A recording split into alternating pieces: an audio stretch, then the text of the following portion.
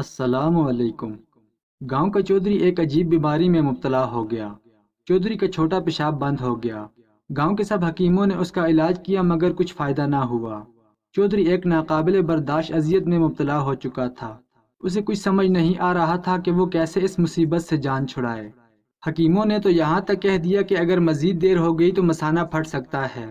آخرکار چودھری نے مختلف گاؤں میں اعلانات کروائے کہ جو بھی میرا علاج کرے گا اسے 100 بوریاں گندم کی انعام کے طور پر دی جائیں گی۔ انعام کا سن کر مختلف علاقوں کے حکیم چودھری کی خدمت میں حاضر ہوئے، اور جن لوگوں کی حکمت نہیں آتی تھی وہ بھی گاؤں میں جمع ہونا شروع ہو گئے کہ دیکھتے ہیں چودھری کا علاج ہوتا ہے یا نہیں۔ کوئی شخص کچھ مشورہ دیتا تو کوئی کچھ کہتا۔ آخرکار ایک بوڑھے حکیم نے چودھری کا معائنہ کیا اور کہا کہ کوئی جلدی سے سفید رنگ کے خربوزے لے کر آئے۔ چودھری کے ملازم بھاگے اور سفید رنگ کے خربوزے لے کر واپس آئے۔ حکیم نے 2 خربوزے 1 گھنٹے تک ٹھنڈے پانی میں رکھے اور پھر اس کو کاٹ کر چودھری کو کھلانا شروع کر دیے۔ چودھری جیسے جیسے خربوزے کھاتا گیا اس کی طبیعت پہلے سے بہتر ہوتی گئی۔ تقریباً 10 منٹ بعد چودھری کو پیشاب کی حاجت محسوس ہوئی اور وہ مکمل طور پر ٹھیک ہو گیا۔ چودھری جیسے ہی ٹھیک ہوا تو اس نے 2 بڑے بیل ذبح کیے اور پورے گاؤں میں اس کا گوشت تقسیم کر دیا۔ چودھری اس بوڑھے حکیم سے بھی بہت خوش تھا اور وعدے کے مطابق 100 گندم کی بوریاں انعام کے طور پر دیں۔ بوڑھا حکیم بہت خوش ہوا مگر اس نے چودھری سے ایک گزارش کی کہ چودھری صاحب آپ نے انعام میں 100 بوری گندم تو دے دی مگر میرے پاس کوئی سواری نہیں کہ ان بوریوں کو گھر لے جا سکوں۔ مہربانی کر کے اس کا بھی انتظام کروا دیں۔ چودھری چونکہ بہت خوش تھا اس لیے اس نے اپنے ملازموں سے کہا کہ بیل گاڑی کے ذریعے گندم کی بوریاں حکیم کے گھر تو پہنچا دو اور ساتھ میں ایک بیل گاڑی بھی حکیم کو دے دیں۔ حکیم چودھری کو دعائیں دیتا ہوا اپنے گاؤں روانہ ہو گیا۔ گاؤں کے سارے حکیم اس بوڑھے حکیم سے حسد کرنے لگے اور دل ہی دل میں جلنے لگے کہ کاش ہم بھی چودھری کو خربوزے کھلا دیتے تو آج یہ سب انعامات ہمیں مل جاتے۔ خیر حسد کا کوئی علاج نہیں۔ وہ اسی غم میں دن گزارنے لگے۔ وقت تیزی سے گزرتا گیا۔ ٹھیک 6 ماہ بعد چودھری کو دوبارہ مثانے کی اسی تکلیف نے پریشان کیا۔ چودھری نے اپنے ایک ملازم کو کہا کہ جلدی سے اسی بوڑھے حکیم کو بلا کر لے آؤ۔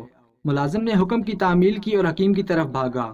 وہ بھاگتا ہوا جا رہا تھا کہ راستے میں گاؤں کے ایک حکیم نے پوچھا کہ کرمو کیا ہوا، کیوں بھاگے جا رہے ہو؟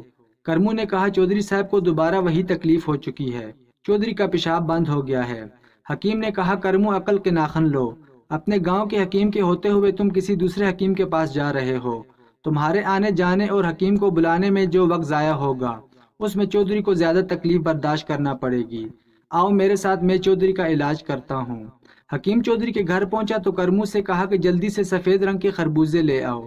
کرمو کھیتوں کی طرف بھاگا اور سفید رنگ کے خربوزے توڑ کر لایا۔ حکیم نے بوڑھے حکیم کو فالو کرتے ہوئے خربوزے 1 گھنٹے تک ٹھنڈے پانی میں رکھے اور پھر خربوزے کاٹ کر چودھری کو کھلانے لگا۔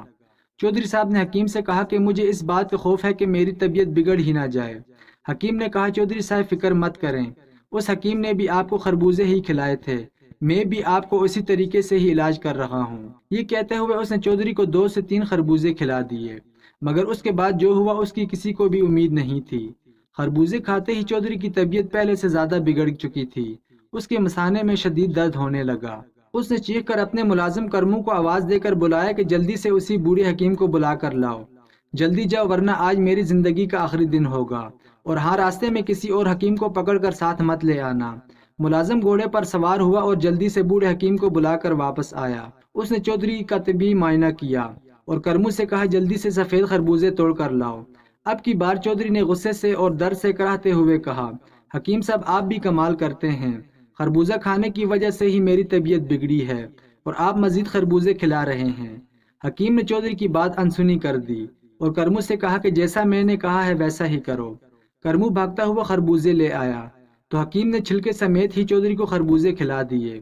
کچھ دیر بعد چودھری کو پیشاب کی حاجت محسوس ہوئی اور وہ بالکل ٹھیک ہو گیا۔ چودھری نے ملازم سے کہا کہ گودام میں رکھی مزید 100 بوریاں گندم بیل گاڑی پر لاد کر حکیم کے گھر پہنچا دیجیے، مگر بوڑھے حکیم نے مزید گندم لینے سے انکار کر دیا اور کہا کہ چودھری صاحب آپ کا دیا ہوا پہلا انعام ہی مجھ پر کافی ہے۔ چودھری نے حیران ہو کر پوچھا کہ پہلی بار تو تم نے مجھے بغیر چھلکے کے ہی خربوزہ کھلایا تھا مگر اب چھلکا سمیت ہی کھلا دیا، آخر تم نے ایسا کیوں کیا؟ حکیم نے جواب دیا کہ آج سے 6 ماہ پہلے تمہارا علاج بغیر چھلکے کے خربوزے سے ہی ممکن تھا مگر اب موسم بدل چکا ہے، موسم کے بدلنے سے دوا کی تاثیر بھی بدل گئی ہے، اب آپ کا علاج چھلکا سمیت خربوزے سے ہی ممکن تھا۔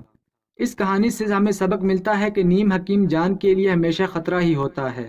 ان سے کسی قسم کا علاج آپ کی زندگی خطرے میں ڈال سکتی ہے، کیونکہ ان کے پاس خدمت خلق کا جذبہ نہیں ہوتا، بلکہ ان کی نظر صرف پیسوں پر ہی ہوتی ہے۔